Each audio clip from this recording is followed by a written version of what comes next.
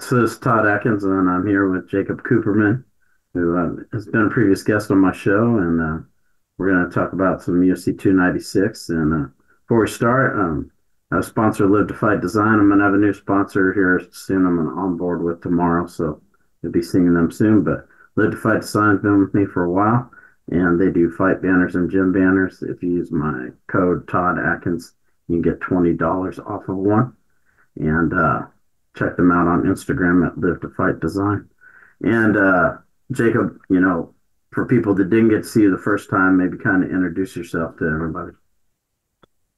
I'm Jacob Cooperman. They call me the combat consultant. We got our own shirts going on, nicely emblemated there. What's it called? Embroidered, not emblemated. That's not even a word. Embroidered.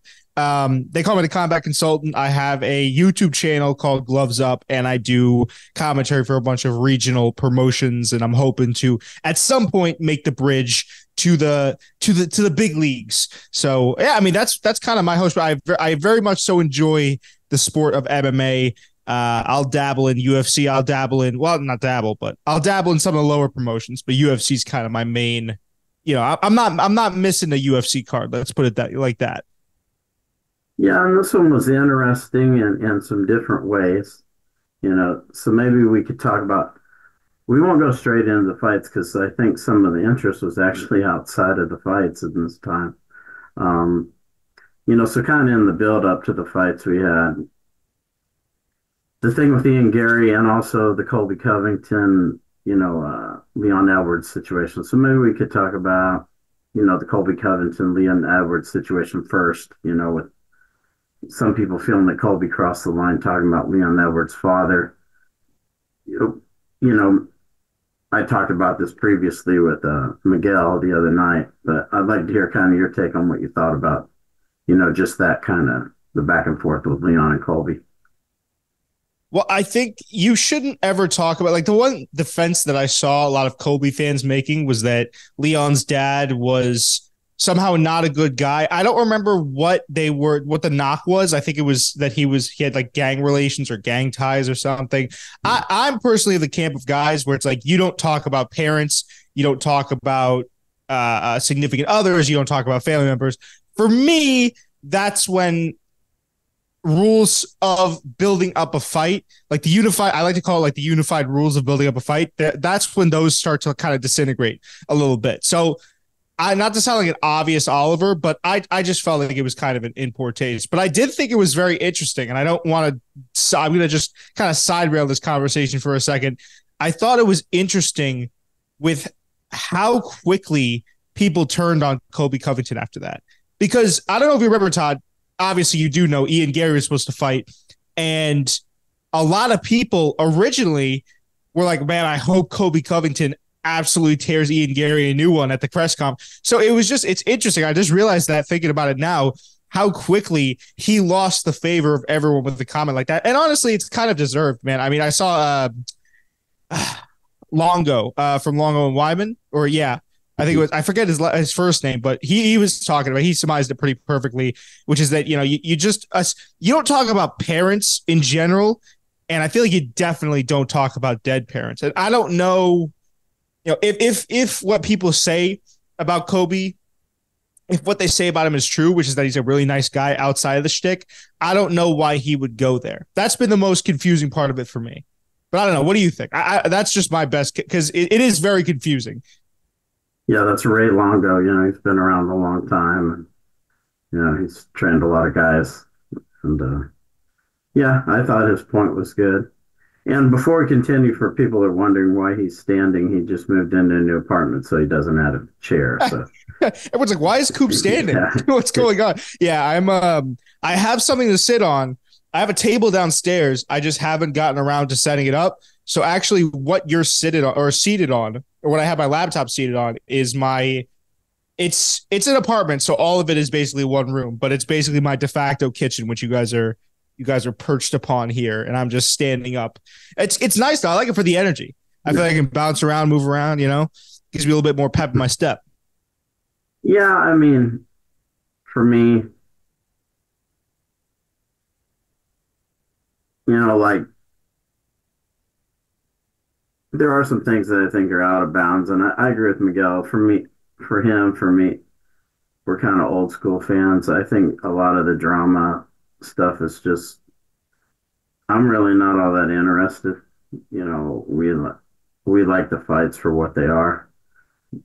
All this kind of manufactured drama that the UFC seems to need from one event to the next. It's stuff that I'm just kind of bored with, really. But I talk about it because it's part of the story, so to speak. But to me, it's just kind of, once you're having at every event something different, it's just kind of another one. It's for me, it's not all that interesting. We had talked before the show. Do you think that this was a rub? Do you think it's something where Dana White sat down and told Kobe, like, hey, go in, say something, defamatory about this guy's father? It's going to bring the pay-per-views up. Or do you think it's something where Dana understood what it was, rolled with it? Are you, because I'm trying to say, I don't want to like put words in your mouth, but is that what you're saying? Is it kind of, it's more so promotional rather than something genuine between these two guys? I don't think he has to sit him down. I think everybody knows kind of how the UFC operates at this point, and there's always some nonsense at most of these press conferences these days. So it's not something that needs to be communicated. Guys already know kind of what the UFC expects. And like we had talked about before, even at the post-fight press conference, Dana went out of his way to talk about how Colby's comments actually shot the pay-per-views up like 25% right as he was saying it. He made a point to say that. And he didn't punish Covington, so it's almost like I'm not punishing him, and it helped.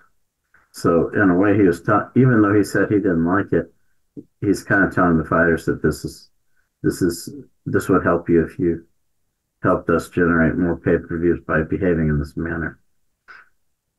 I almost wonder what you would do to punish Covington. Like, what do you do to punish him saying something like that? Because to your point, right, these are antics. These are shenanigans. I feel like me saying antics kind of like that trivializes it a little bit, but like it is something very serious, he said. But to your point, it is kind of hard if you're Dana White to really objectively punish a guy like Colby Covington for that, especially because there was an upside to it. I'm not defending it. I don't know. I mean, you can't. It is the fight game, so it would be tough to like find a way to kind of give him a slap on the wrist. And I would argue that the negative press that he's gotten has been, I mean, talk about a way to ruin your, and I know I talked about it a little bit earlier, talk about a way to ruin your career in a span of what, like a 2-3 day period? It's crazy. Yeah. And a sticker of a fight like that too. I mean, that'll, even without the comments, that type of fight, man. Yeah, I think it was really more the fight than anything else. The comments, yeah, they turned some people off, but when he went out there and didn't really perform all that well, that was just kind of like, okay, you said all this stuff and you didn't do anything. And that's really what irritates fans. I think when you hear all this stuff and then the guys don't perform, or, like after he fought Usman, then he goes out there and said, oh, I was just doing it for the cameras. You're doing it right in front of the camera. Fans don't like that stuff, because if it's not genuine, why are you doing it? And then you go out there and you don't show any motivation to really fight. Even Edwards, who seemed pretty mad, he didn't really show any motivation to really take Covington out either. So he didn't look good in the fight either. I was going to say, it's funny because I watched the MMA Guru quite a bit. He made the good point that you just made too, which is like, or the same point that you just made, which is that, yeah, like both these guys, right? A lot of the hate's going to obviously be focused on Kobe at the moment because he's the popular guy to hate. I mean, considering what he's done, I think it's honestly a little bit justified and earned. But yeah, dude, Leon Edwards didn't look. I mean, he looked technical because he's a great mixed martial artist. He's a great striker. He's a great grappler. To take Kobe down is pretty crazy. To take him down twice is even crazier. I think the biggest thing, and it's something to your point too that you said, is that it didn't really. You know what it is? It's like it didn't even feel like we were watching a sparring match. It didn't even feel like it was that type of pace because I've had sparring matches that were more high paced than that. And I'm terrible at fighting, and I get my ass kicked when those happen. I don't know if I'm allowed to curse in here, but I like the point is that I've been in fights in the gym that are more eventful for that, and I'm still learning the combinations and the moves to try and get better at the sport. It was I don't know. I think it was compounded off of the fact too that I was waiting for him to kind of come alive, Kobe. Like, and by the end of the fight, he almost sort of did, and he got a good takedown, and he was lighting Leon up a little bit, but I don't know. You also get the sense that maybe if he had done something earlier, it might have been a more entertaining fight, which I think is arguably worse than what we could have had, which was just 5 rounds of snooze. That last like 45 to 30 seconds it looked like it could have been going somewhere entertaining if that was in the first round. Right. I think if Colby had came out and really, put forth a great effort like we had talked about, I think fans would have been satisfied with that. The people in attendance, at least, and the comments wouldn't have been a big deal to them. Yeah, But and the just fact that consider, I he mean, went out there and, didn't really give a good performance, the people in attendance are going to voice their displeasure with that. well, as they should. And Yeah. that's the other thing is like, I know you come from a certain group of guys or fans, that there seems to be like not a divide, but you find in general 3 different types of people within the MMA community. It's like those who are fight purists who don't really care about whatever goes on outside of the cage. You have I don't want to say the more common type people, but it's like every sorority guy or every fraternity guy that's a McGregor fan. They love the hype outside of the cage. They love the trash talk, and then you have a good mixture in the middle there. So like the flow charts kind of or the Venn diagrams kind of meet together at one point. I do think that it is important to remember that while these guys are fighting for our entertainment, we're also giving them the platform to fight for our entertainment. And that's going to sound super entitled, but it's like when you don't throw anything and you're just slapping him with a couple of leg kicks and Kobe's not throwing anything outside of a few combinations that, Leon's already way out of range for, it makes you wonder. It's like, where did all that animosity go, and why even come out and do this in front of a crowd? I'm just so fascinated by that. Like, what changed? There had to have been a point where either mentality wise or physicality wise, Kobe just went, oh no, that this is, and he must have like, that's my personal opinion. It's like, it seems like he kind of just switched off in there. I don't know, but it could be ring rust. It could be age. I'm not sure. I don't know. And I don't claim to know the intricacies of fighting, but It seemed like he wanted to have a striking match, but really that's not his strong point. He can do that oh, when no. he's getting a bunch of takedowns every round because then the guys are apprehensive and then he can make his striking effective. But because they're looking for the takedown, they get Yeah. confused by him throwing Threat of and the shooting. takedown. But when you're Yeah. not doing any takedowns, then it's very easy for his stuff to not be effective. And so I thought the way he fought was all wrong. It wasn't like he normally fights, and both of them didn't seem like they had any. They weren't inspired in there, either one of them.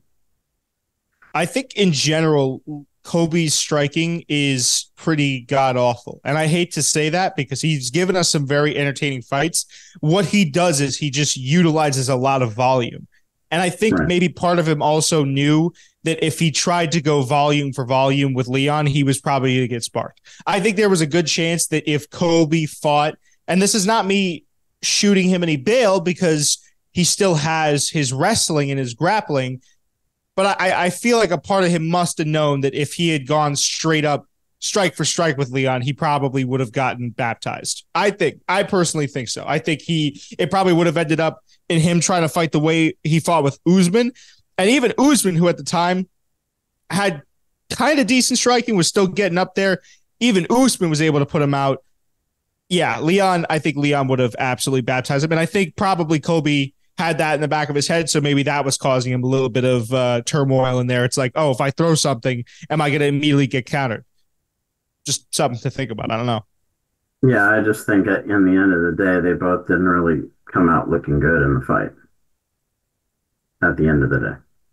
Yeah, no, I mean, no excuse for Leon, honestly, because he's, obvious. Like there's the one thing, and I hate to pull this card, but I do think it's like Kobe put him in a very, like everyone always said that the pressure was on Kobe now to, I keep saying Kobe to, perform. And after you talk all that trash, you better back it up in the cage. But no one ever talks about the pressure that must have been on Leon, right? Because now you're in this weird position where I feel like, at least if I was Leon, I'd have to feel like I have to go and like defend my father's kind of like honor in there. Cause this is a guy that like, I don't know if you've ever had someone say something to you about your mom, and it's like, that's an automatic fight, and then when you have a dead dad on top of that, that's like, so I can't imagine that he wasn't feeling that at least a little bit with the pressure of having to kind of, go after this guy for talking bad about his dead father. So maybe that was some of the pressure. I don't know. We'll probably never know, honestly. Now, I want to kind of go down the fights. Um, the fight before that was Pantoja versus Royval. I thought this fight was really interesting. I know some people were they were kind of bad mouthing the fight because Pantoja was doing so much wrestling. People don't respect wrestling for some reason. But I thought the fight was very interesting because, replacing the guard is that's a kind of a lost art in MMA. When a guy can pass and the guy quickly replaces the guard, when he can get back to full guard very easily. And Raval was doing that probably for the first 3 rounds. Once he got kind of tired, he couldn't do it as fast. I trained with a guy, Barry Ishida, for about 6 months when I was in Hawaii before he moved to San Diego. And at the time, he was probably the best guy in the world at that. Not that I could pass his guard to begin with, but I'm saying even when he was against the best guys in the world, like in Abu Dhabi, most of those guys couldn't pass either. But if they did, it was for 1 second. Like he would just replace the guard. And that's what Raval was doing. So to me, it was very interesting because, yeah, Pantoja trying to get the takedown, but he couldn't really attack, especially in the early rounds because Raval was so good at getting back to guard and throwing the up kicks. And it was a difficult kind of a chess match. Pantoja couldn't really attack the way he wanted. And Raval could attack the way he wanted. He could kick up at him and, do that kind of stuff. So it's kind of it took a while for Pantoja to kind of gain some advantage as the fight went on. I thought that fight was a beautiful litmus test for I say casual fans, as in the fans that are kind of the more, what is it, just bleed? Yeah. Like those types of like, I like to see them when they hit each other in the face, like there's MMA purists, and I think there's the fans that just like to watch for the violence or for the show of it. And I'm not trashing those people, but this was a good fight to where if you show it to someone, you could get an idea of how deep their knowledge and appreciation is for mixed martial arts versus just striking, right? Because I thought the same thing. It's funny that fight was a lot more interesting for me because that was the straw that broke the camel's back on my 7-fight parlay. So I had every single fight up until that point, and I bet on Royval because I thought that, and he did kind of start lighting up Pantoja at the end there.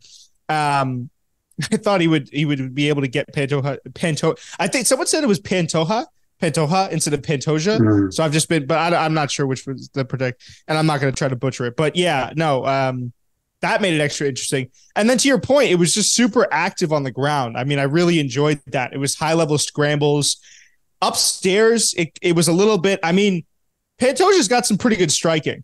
And it seemed like Royval was kind of just, he would flick the jab, stand back, cross, flick the jab. So, and after a certain point, it seemed like when Pantoja got really tired, it was working. But I think one of the things we saw this fight is that when guys are tough and durable, Royval obviously can't just come forward like a buzzsaw like he always does. I think that's one of the big components of his game is that he's just so pressure heavy.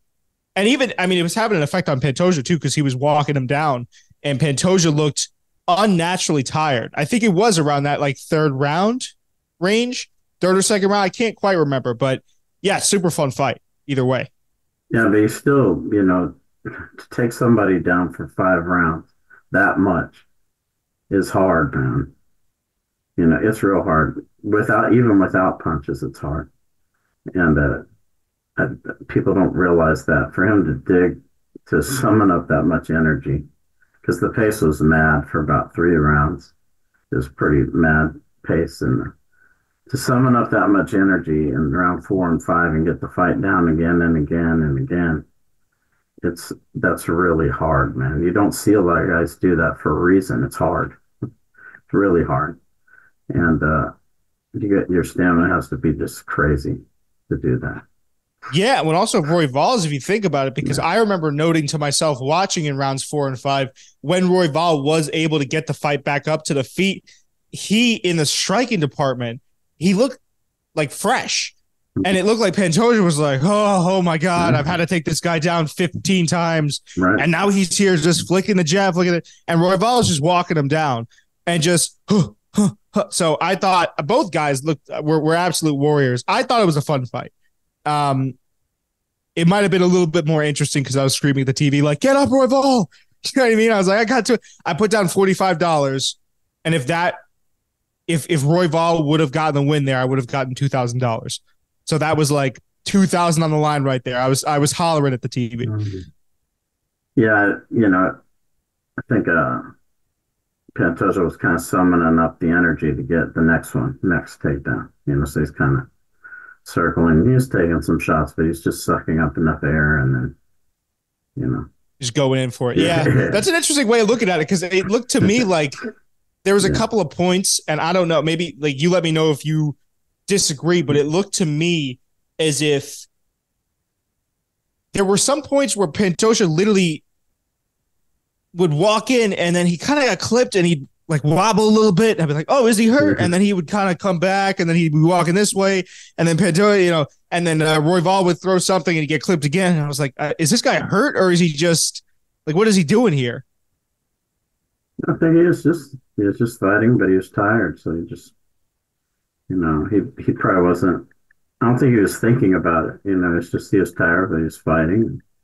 Yeah. It's so funny. It's like it when you get a guy in his mind, that he was getting hit. Yeah. This is what I do, and yeah.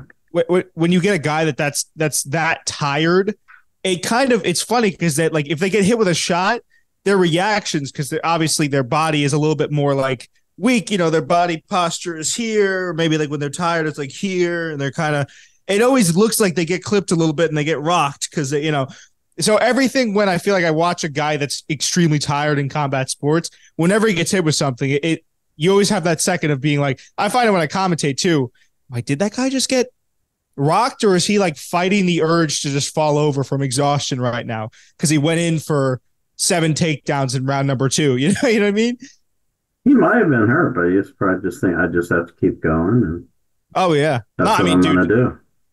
That to have that level of cardio, you have to think like an insane mentality has to come with that, right? Like you don't have that amount of cardio without the will, I feel like, to keep on going in those situations. So I feel like a lot of flyweights would have absolutely crumbled in that situation on both sides, right? With Royval, like if you have Royval in your face, flicking you with jabs and hitting you with big shots, a lot of guys probably would have gone down. And then conversely, if you have Pantoja in your face, constantly going for takedowns, constantly threatening submissions on the bottom. I mean, some of the submissions that Brandon Royval got himself out of, I was like, how did he?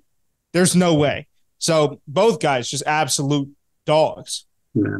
And I mean, if you watch some boxing fights, like some that are, maybe from my early, maybe high school years, but you probably heard of these fights, like the Gatti Ward fights or Gatti Robinson. Oh yeah. Yeah, those guys were tired, but they kept throwing, and because that's what they do, What do you think that comes down to?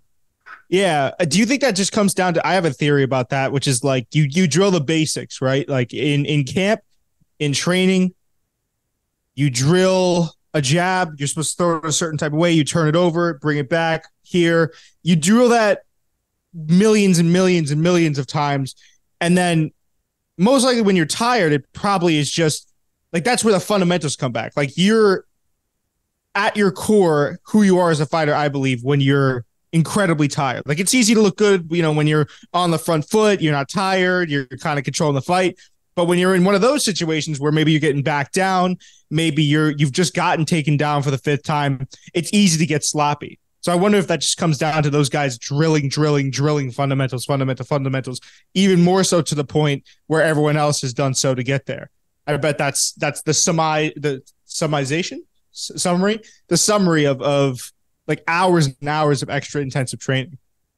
Yeah, I mean, well, I had Ivan Robinson on my show. He had the great fight with Gaddy, which was Ring Magazine's Fight of the Year. I forgot what year it was, but I was asking him because he was kind of a volume puncher, and I was asking him if that was he was always that way, but I was asking him if he was trying to like get an early lead on Gaddy because Gaddy always kind of came back in late around. And he was just saying, no, that's always the way I train. So that's what it was. Yeah, I was going to do that, as long as it went. It's Whether a I was badass way tired of or looking at not it. tired, that's what I had been doing, and that's what I was going to do. If it ain't broke, don't fix it. Well, I mean, mentally, that's what he was going to do, whether he was tired or not. The punches may not have been as fast, but that's what he was going to do because that's what he's always done in training and in fights. So Yeah. I always get it's like so inspirational hearing stuff like that, the mentality you have to have. Yeah. So, this was one I did want to talk about a lot because I didn't really get a chance to discuss this event, but Shavkat Rakhmonov, he fought Wonderboy Thompson. Shavkat I was really thinking about this a lot because I don't know.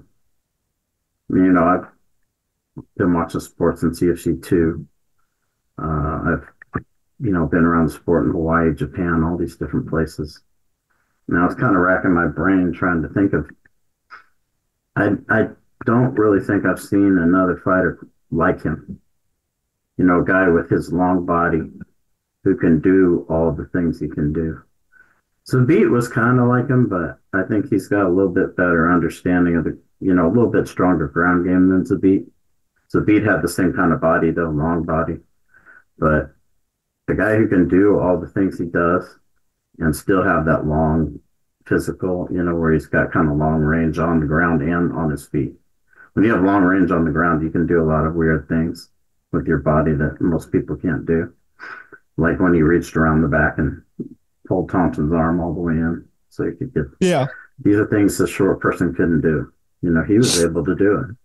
And so it makes him very unique. And I can't really think of anyone that I've seen that could do the things he can do. He is very unique. I'll also add this, right? Like he does have such a wide skill set to him. When you talk about the ground game, his striking, right. But it also seems like he has a keen understand. Like his fight IQ is just top notch. Like it seems like he knows what to throw when, exactly what submission he needs to go to when, he has Wonderboy up against the cage and when he has Wonderboy in the center of the octagon and he's in side control or he's in half guard or he's in mount, any of it seems like he just knows. So not only does he have a wide array of tools on his belt, it seems like every single one of them, which is what I personally think makes him really scary. It seems like he knows specifically, he has a deep understanding of each tool. So like his high kick, his jab, uppercut, hook, and he knows exactly the situation when he needs to use them. And for him, it's probably just muscle memory. That's the scariest part. That's, I think, part of what makes him such an efficient fighter. And that's a lot of Dagestani guys is they just are so efficient. When they get you down, they're shelving the legs, so you don't have any power. You can't build a base. You can't get back up to your feet. They're sucking you away from the cage. So it's all, I mean, everything they do is, and I know that Shavkat's not necessarily Dagestani. I think he comes from Kazakhstan. But, those kind of Russian mountain kind of, all those grapplers from the Eastern Hemisphere is probably a better way of describing that. Is they seem so disciplined, and they seem so just knowledgeable of where to take the fight when and how to utilize their bodies in a really, really efficient and really dangerous way. And that's what I see with Shavkat. Yeah, I mean, there's some guys who do one thing well, like this guy I've just brought up, that was Kleber Koecki Earps. He's a champion in Ryzen, and he's got a similar body to Shavkat, but he doesn't have the stand up in. Now he's got 40 wins, he's got 31 submissions. He's a great of submission guys in the world. He's right up there with anybody. You know, he can do all that. Like I said, long guys, he can do stuff that other people just can't do. And he can just make people look stupid. But he can't do the stand up Shavkat can do. He can't wrestle like Shavkat can wrestle. He can submit, he can do all that stuff.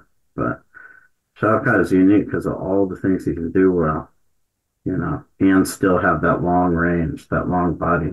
Because you can have range on the ground and on the feet. Lock triangles. Yeah. If you have longer legs, you have more effective triangles. If you have longer arms, you have more effective chokes than a short person. You can do a lot more stuff than your average person can do. And it seems like at the very least he's strong. Or again, it's that thing that I talked about where he knows, because I learned a lot of grappling. I've been doing a lot of jujitsu. A lot of grappling I assumed at first was strength. How wrong I was. It's more so about utilizing, I forget what they called it, but it's understanding how to use someone else's weight, their balance, counterweights, counterbalances against them. And Shavkat just seems to be like all knowing. I'm not trying to like, it sounds like I'm like the ultimate Shavkat fan, but I just know, I understand how dangerous he is. I'm actually a huge Wonderboy Thompson fan. So I was very sad to see him get submitted, but I didn't necessarily think, or I should say I didn't expect anything else from that. Kind of went the way that I thought it would, unfortunately.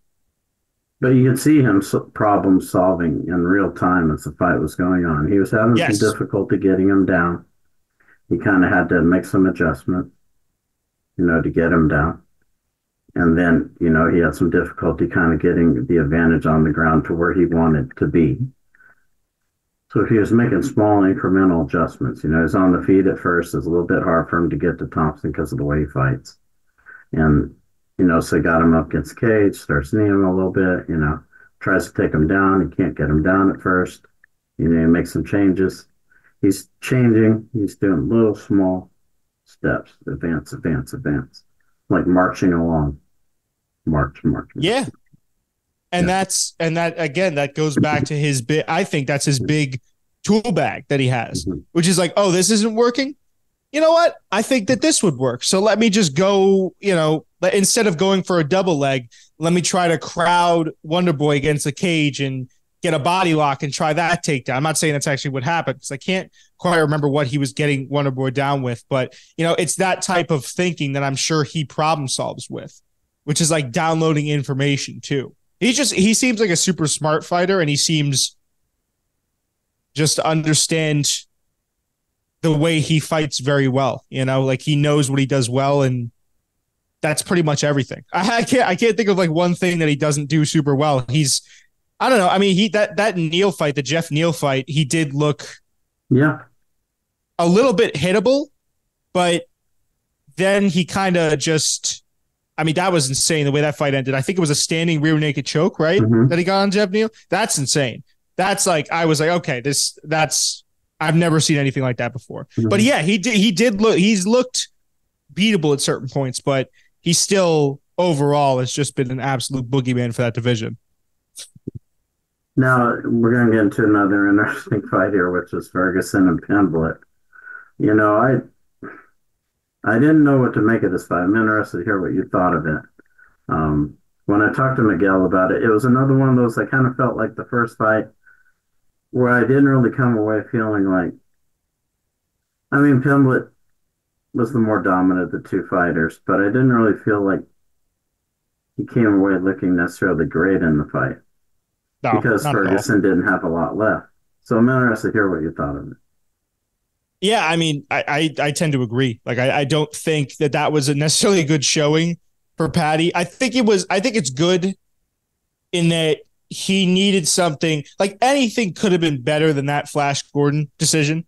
I think he just needed something to kind of like cleanse the palate of everyone, right? And so even though this wasn't necessarily a great performance, he still was tagging Tony.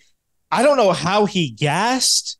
That was insane because Tony, and Tony hasn't been Tony for a while. I hate to say it, and I had a feeling that bringing in David Goggins wasn't going to do anything. It was kind of cool to see David Goggins just cornering someone and yelling at Tony like, "Get back up! You know, remember who you are." I was like, he's not going to be able to use any of this in the fight. Like, I don't. That's not helping at all. But go ahead, David Goggins. I guess just yell vaguely helping things into the cage.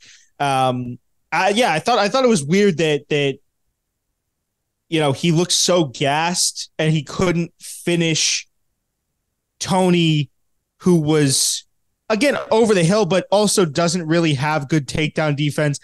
He's pretty lethal off of his back, but it looked like when he was on his back, he wasn't really threatening with submissions.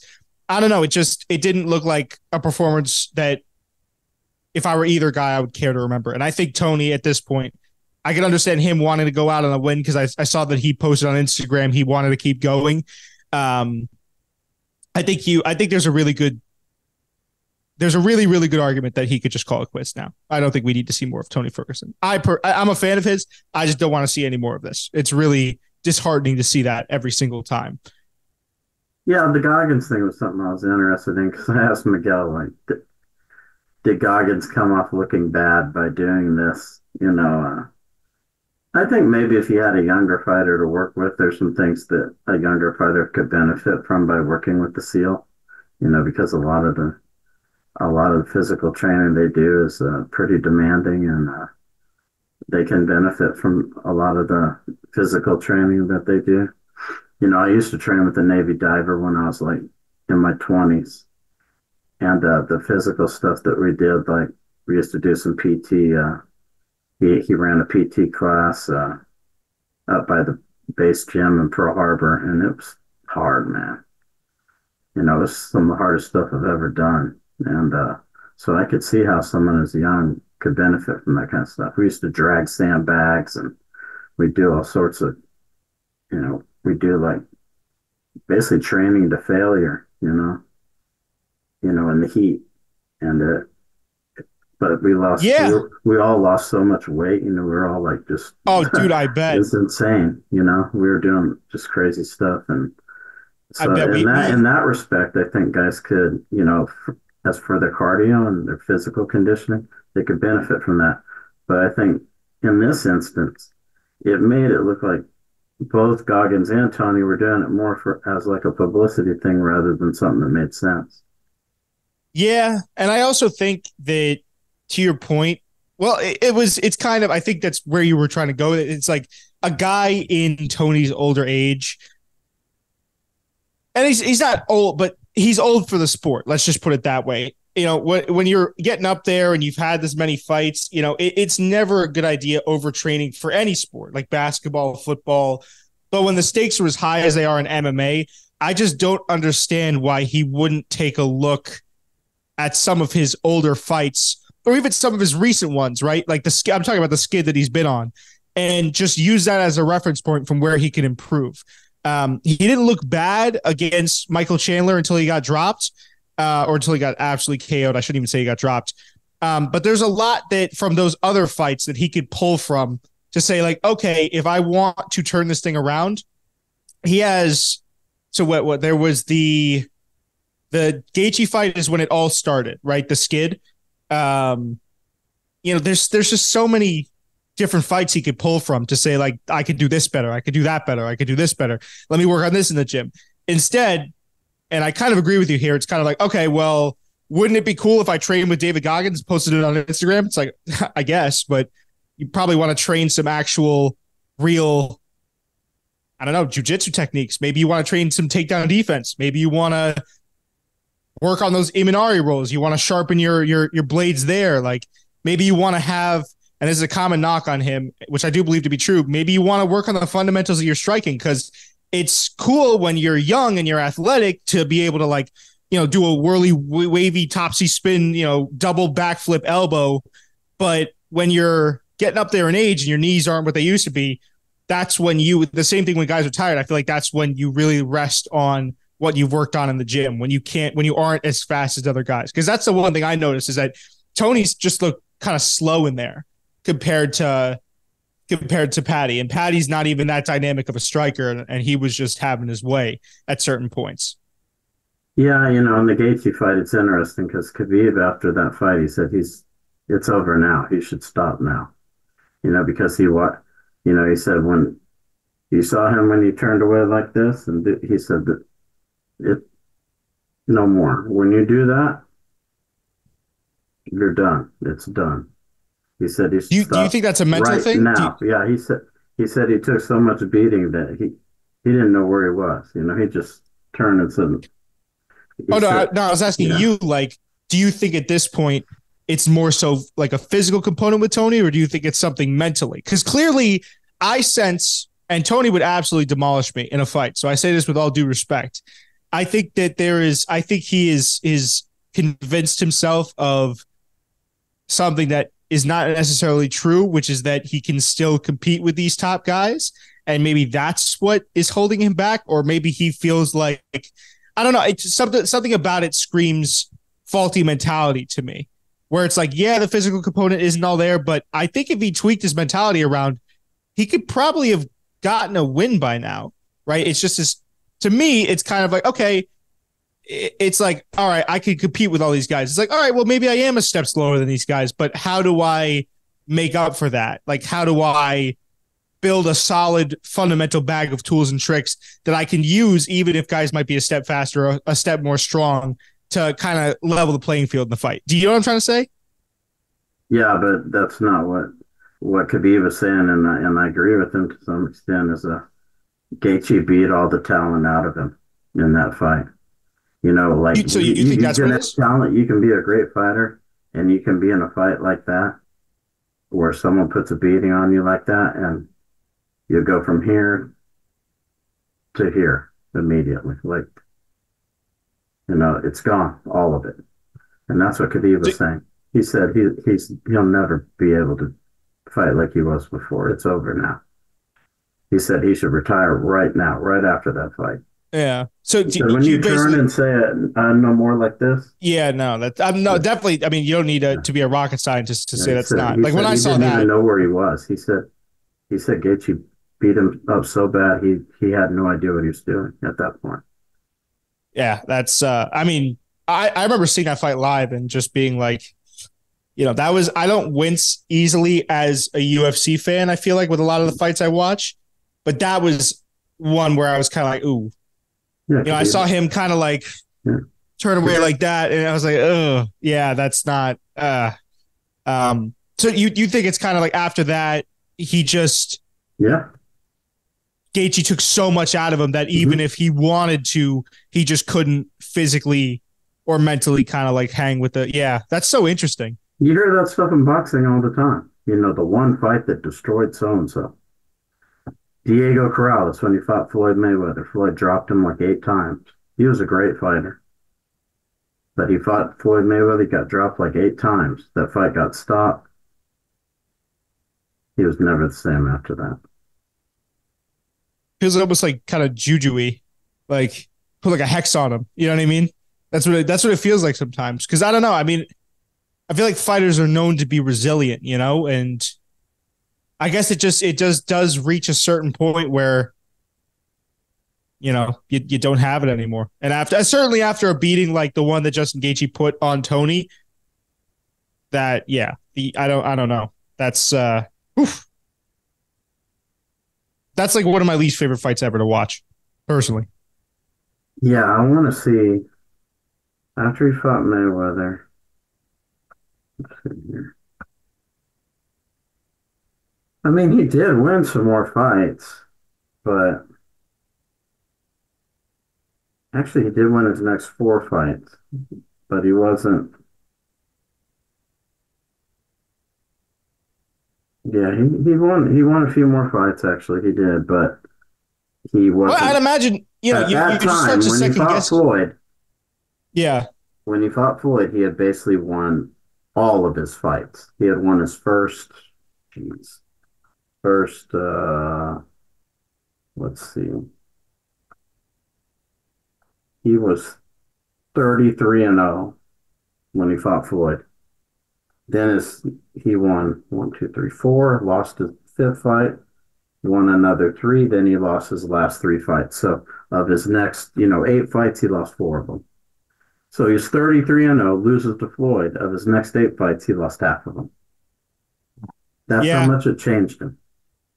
I From a think I guy who think a lot of couldn't that be beaten to a guy who's about a uh 50-50 fighter. yeah. Yeah, I think a lot of that too. Like I know if I was a fighter and I got beaten that badly, it would probably be a lot of second guessing my ability. And I feel like I've heard a lot of fighters say this, and I would tend to agree, just even as a guy that watches the sport. It's like you have to be 100% in.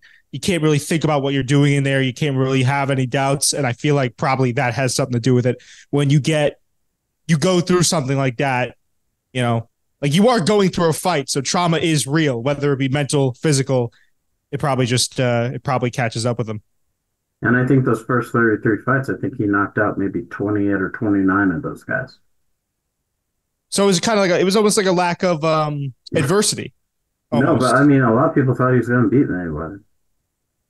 And Mayweather just dropped him over and over and over and over and over again, you know? That's a mentally embarrassing. I mean, Yeah. that's got to just be so. Why am I soul shattering? That's hard to say. It was Soul probably shattering. Mayweather's best performance of his whole career because a lot of people thought, this guy's a killer. This guy could be the one to take him out. And Floyd just made him look like nothing. Floyd Mayweather. Well, listen. He towered over Mayweather too. He towered over Mayweather. He's much taller than him. Floyd made him look like he was nothing in there. Well, Let's I mean, talk. also, Let's talk quickly about this Emmett and Mitchell oh, thing. Emmett, dude, the Emmett and Bryce. Oh, Yeah, yeah, that's. I mean, what do you want me to say, man? What a scary yeah, knockout. yeah. That was another one where I was like, I didn't see the screen. I looked away for a couple of seconds, and then, boom, it was like, oh, Mitchell's on the floor, and then I saw him spazzing. I was like, oh, That kind of that was goes another time I along the kind of lines with cringed. what we're talking about right now. That could be the one that Yeah, ends it for Mitchell. I think so. I heard a lot of people saying that was like a career altering performance. I could see that. Or no, excuse me, a career altering knockout for Mitchell, and I could see how that'd be the case because that's. I mean, not only it's not as bad, I personally think, as a sustained beating like the one that Tony got, where it's over 5 rounds, and then but it is one big shot.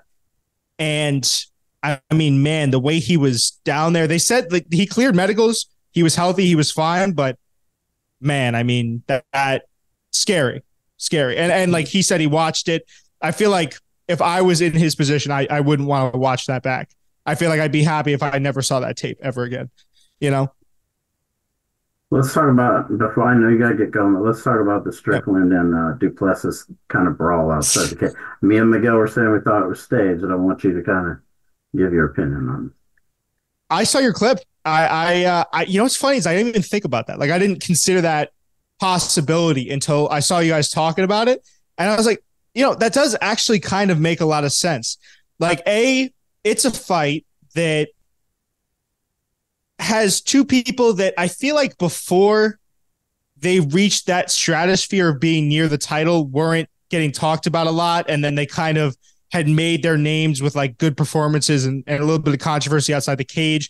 So if you think about it, the climate does kind of add up to have those two guys go head to head and kind of get in each other's faces. Because and even the press conference got a little bit like the 2024 seasonal press conference got a little bit let's just say some less than kind things were said. Yeah, So it's going to be fireworks. It's a proven and tested product. It would make sense if Dana said, maybe let's work it up a little bit. Let's work the rub a little bit, And then you have Volk talking about it on his YouTube channel, So I wouldn't be surprised. I wouldn't. I don't think I'd be surprised either way. Like if I figured out it was real, I think Sean Strickland is insane enough that this could very well be a thing where you know, Dana White really did accidentally or not think about the fact that he was putting two really violent guys together, which is kind of like meh. But I could also see if it was a little bit of a, kind of buddy buddy. What is it called? Kayfabe? Yeah, kayfabe type of situation by the UFC. Like I missed the seating assignment. I don't buy that. Well, yeah, no, I was listening to him. So he's like, oh, what an idiot I am, like sitting those two guys together. Can you believe I did that? It's like, yeah, I guess, but why would you? Especially near kids. That doesn't make a lot of sense. That's something that I don't know if you guys covered that, but that wouldn't make a whole ton of sense to have them in in an area that didn't have a lot of. Well, they did have a lot of fighters there, but to have kids right there or to have family members seated in between two guys that are kind of known to be a little bit more testy, I don't know. Just doesn't. The math isn't mathing, you know. Yeah, I mean, you have the whole arena at your disposal. I'm sure you know the whole kind of close to the cage area all the way around, and you can't figure out where to sit these guys. Yeah, I don't know. I I'm don't not. get I'm it. not sure I buy it. I'm not sure I buy it. But I mean, hey, it's if it is fake, it was a really effective move by Dana White. Right, and that's what they're doing now, and that it's kind of like the WWE style of things, you know. Hey, you know what? Listen, I hope it's not. I hope it's real.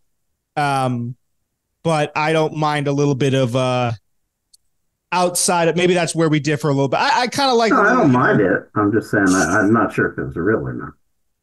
yeah. I hope it would be real. I hope it's not because then that's a whole rabbit hole if you start faking things, and then it just keep the W. In my personal opinion, you keep the WWE and the UFC. The only crossover could be between some of the athletes, but even that sometimes I'm like, meh.